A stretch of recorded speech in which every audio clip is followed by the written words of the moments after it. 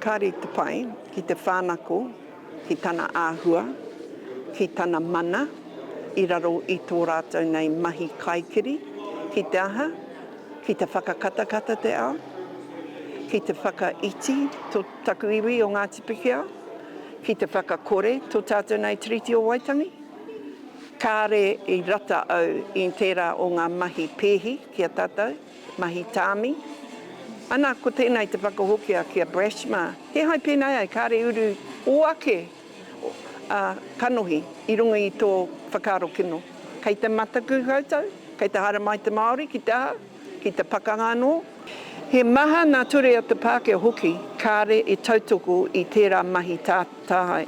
Ko te Crimes Act, ko te Human Rights Act, ko wetahi hoki o ngā ture e whai whakaro mō te digital communications, me te data sovereignty,